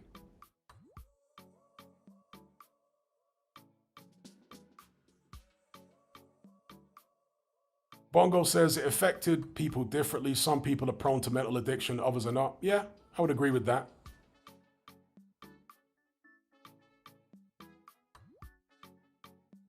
Atavistic Intellect says, I think psychedelics should only be taken by individuals who are either well-versed in psychology or spiritual affairs. I don't recommend anyone taking them as a bit of fun.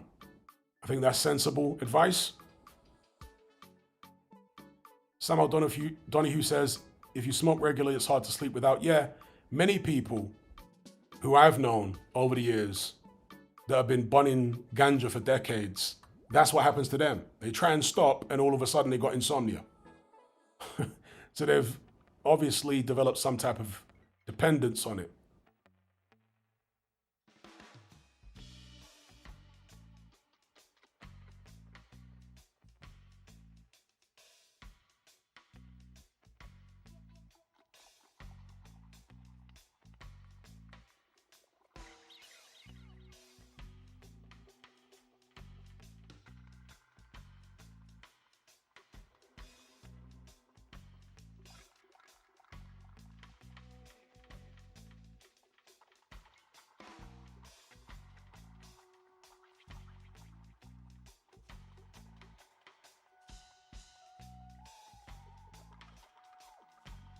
Shout out to Casa.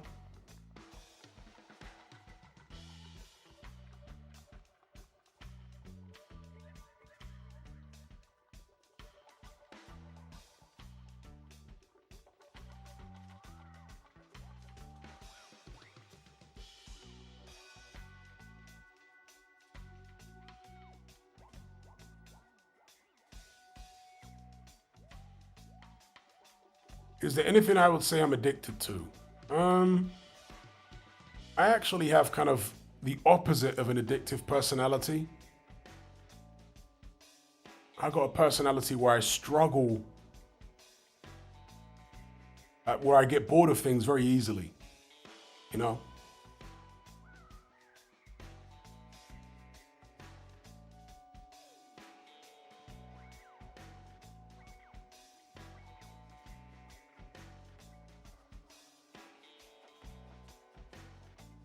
Atavistic Intellect says, yeah, I think a lot of psychopathic killers take psychedelics to help them communicate with demonic entities. They also use alcohol for these purposes. Just my opinion, by the way. Well, if you look at Mesoamerica, the rulers of like the Aztecs and the Maya, they were constantly high on psychedelics. And they would get their instructions as far as, you know, sacrifice this many people this month, oftentimes when they were high on psychedelics. Do you know what I mean? Like, yo, that's why it's not a good idea, bro, for as Graham Hancock once said, all politicians should be taking several ayahuasca sessions before they are sworn into office. Hell no.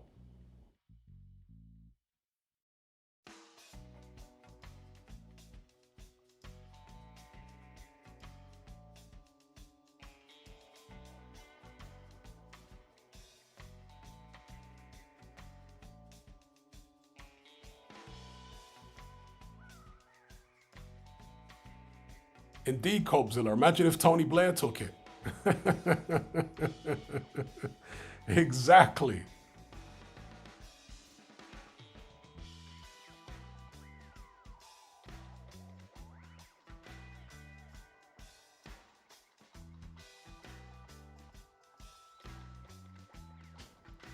Atavistic Intellect says, Graham Hancock is very astute in his field, but if he's saying that, he can't understand human psychology very well.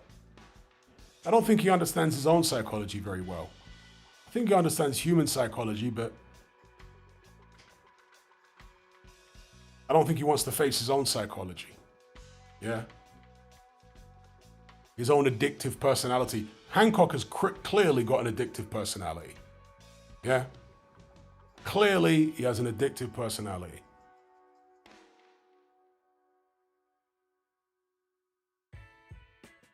What do I think of Gnosticism?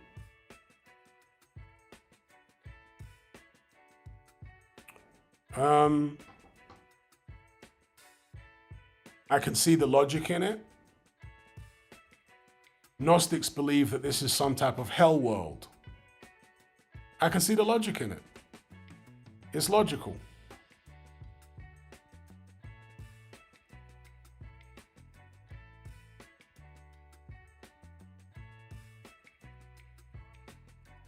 They believe this is some kind of hell world and that the Abrahamic God is a demon. They call the Abrahamic God the demiurge. And if you think about the way this world is set up, it is a killing factory, right? It's been set up such that living things have to kill and eat other living things in order to survive. So they had a very negative perspective about the creator of this world.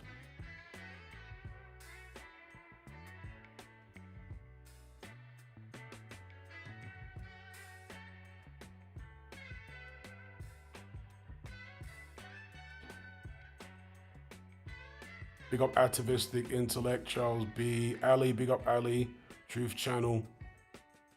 The most benevolent British MP, I got no idea. Vader says, picture the sacrificial rituals people like Blair are involved in and the type of entities which are opening those doors allows in, much like the euphoria from D's. Big up D-Man, he says, my uncle's theory is hell is here on Earth. He said he thought that after seeing kids eat out of bins in Angola around the Civil War time. Well, yeah, that's the Gnostic theory, basically. The Gnostics believe that this is a hell world.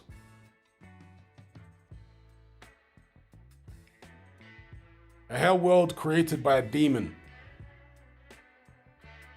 And their logic is pretty solid on that. Their logic is pretty solid. Why would this world be created such that living things, in order to survive, have to kill and eat other living things? What kind of creator would make such a world? Why would he create that dynamic? It doesn't seem like it's benevolent. You know what I mean?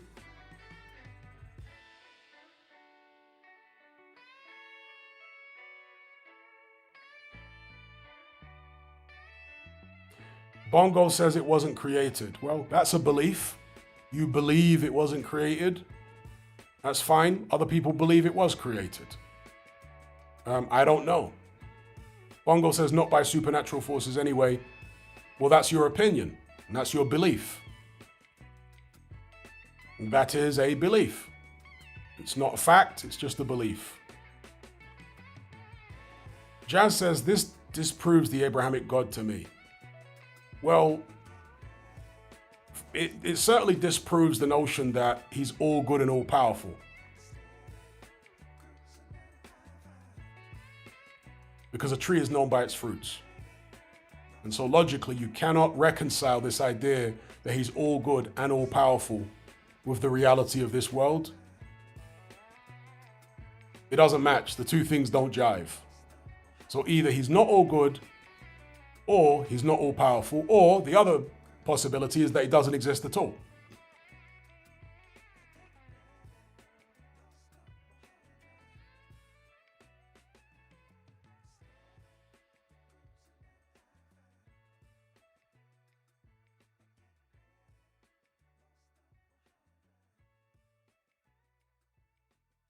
Jazz the First says, Abrahamic God is too simplistic of a concept of a creator. The attributes of such God are too human-like.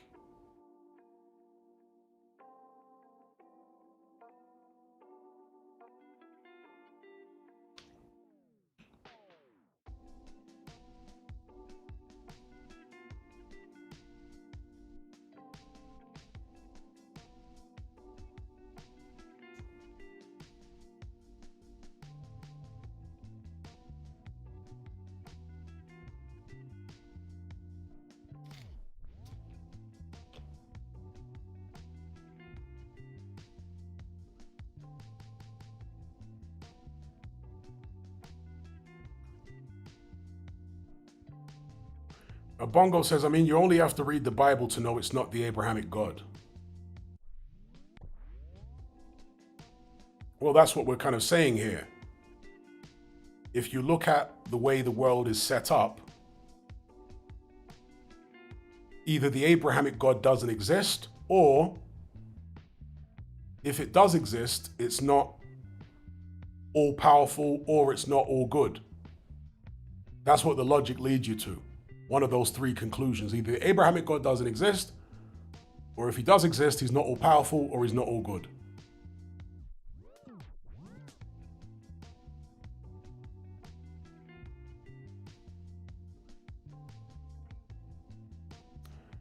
KD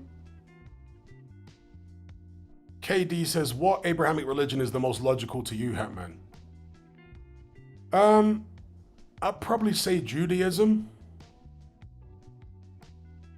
Like pre-Talmudic Judaism is probably the most logical, because if you look at pre-Talmudic Judaism, God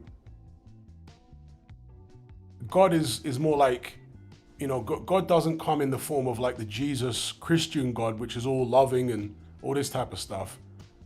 The pre-Talmudic Judaic God is more like a pagan God, is a God to be feared.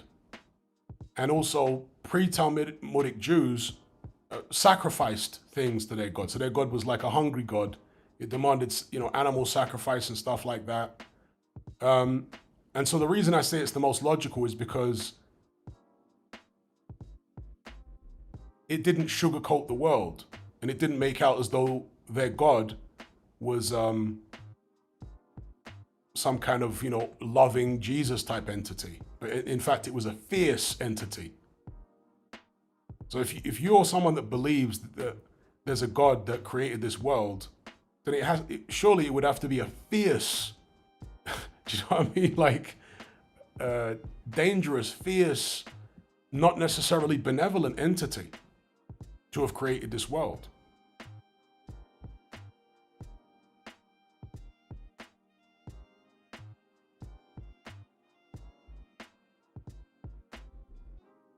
And the reason I say it's more logical than Christianity is because Christianity, for one, has got this, overly idealistic version of God. And on top of that, just the chronology of events in the Old Testament, it doesn't really jive with the New Testament at all. There's loads of rabbis and people like that break it all down and show why those two books actually, I don't want to start a religious debate here, folks, but I've looked into it over the years and I'm satisfied that the Old Testament and the New Testament were glued together and they don't really belong together.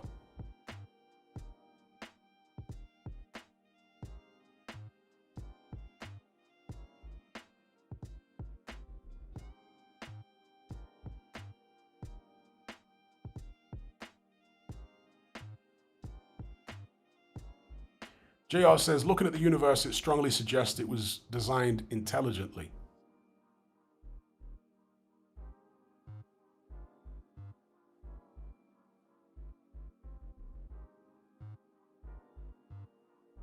Casa says, Hebrew and Amharic, earliest known languages. Definitely not the case.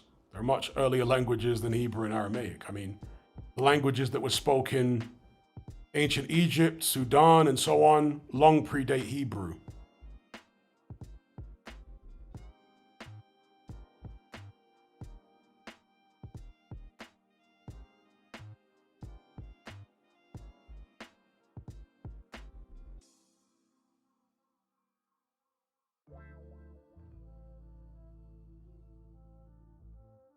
Okay, shout out to Jermaine. He says, sorry, just logged onto you. I think BBC main event was better than Whittaker's fight.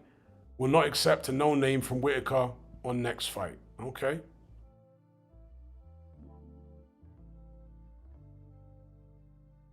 Ali says, Nubian languages are way older. Some are even still spoken today in Sudan. Yeah, that's right. Extremely old languages there in the Horn of Africa, in that region of Northeast Africa.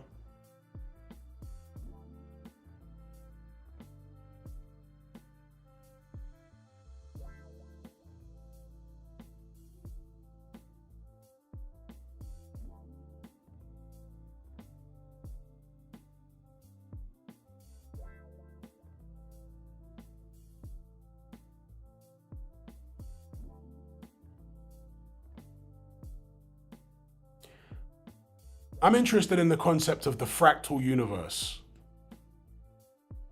And one thing I've been thinking about over the past couple of years is subconsciously, human beings start to emulate their reality.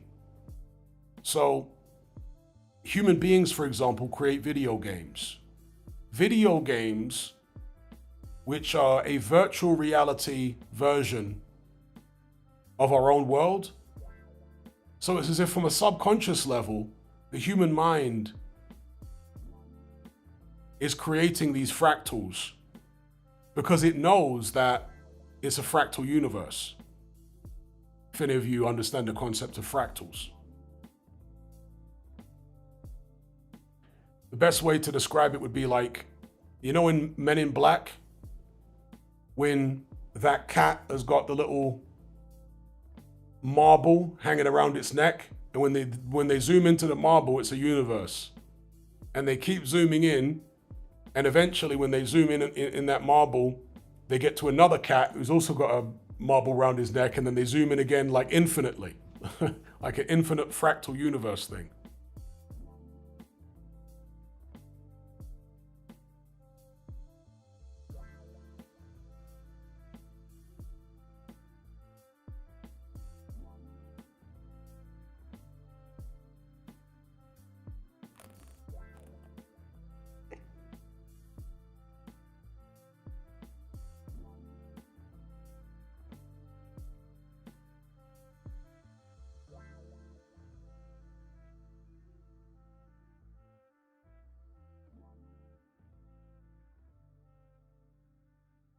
Charles B says, when I look into occult practices, most of the high-profile occultists recall speaking with angels. For example, John Dee came up with the Enochian language whilst claiming it came from Angel Raphael. Yeah, the thing with John Dee is that he had to kind of dress up a lot of what he was doing in Christianity so as not to be, you know, he would have got himself in very hot water if he just come out and said he was dealing with, you know, entities from outside of the Christian sphere. So he had to dress it up as he was talking to angels and all this kind of business to give himself some security, if that makes sense. So he wouldn't be labeled as a witch, because he did get labeled as a witch and all that kind of stuff throughout his life. So he had to dress it up in Christian clothing to get away with a lot of the stuff he was into.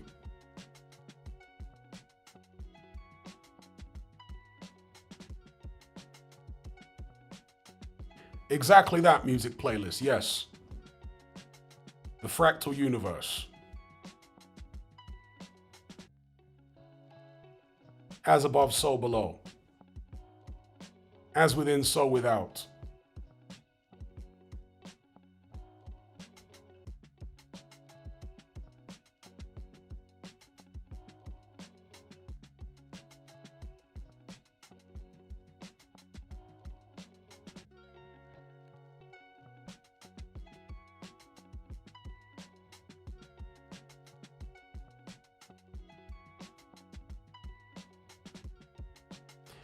And so many people who have made inventions and, you know, a lot of the Renaissance men, so on and so forth, said in their writings that they were speaking to entities. And that is something which science doesn't want, like modern science doesn't want to look at. They want to sweep that under the rug and not talk about that.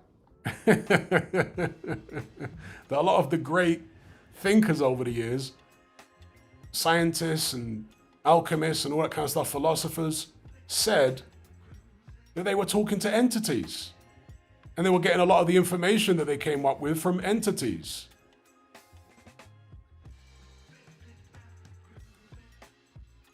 Like non-human entities.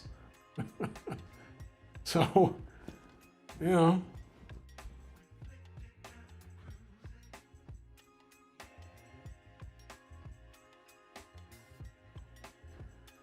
Who is the Bible even written by? It was written by many different people over the course of several hundred years.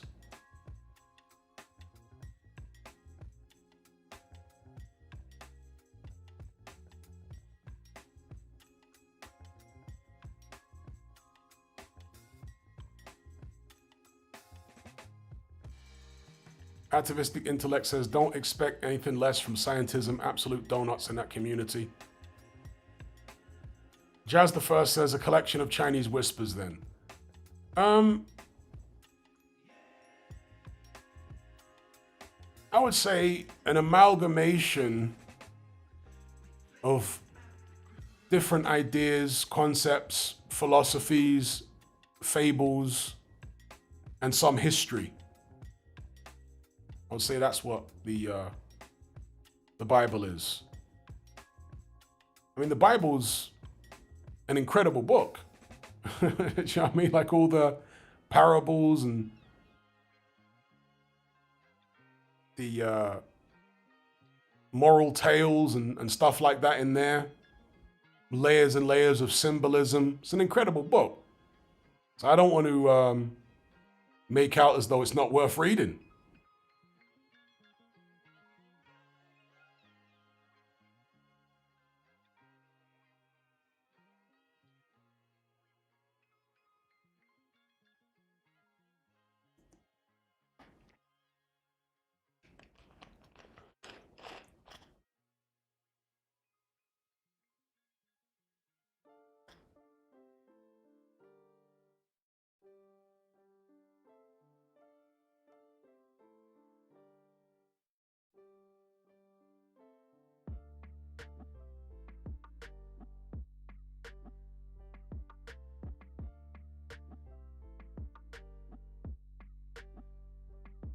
All right, peeps, gonna shut this one down. I'd like to thank each and every one of you for joining this conversation. A special shout out to those who donated via Super Chat. They were JR, Atavistic Intellect, AJ, Gaz, Mr. Luca, Ali, of course, Grizz,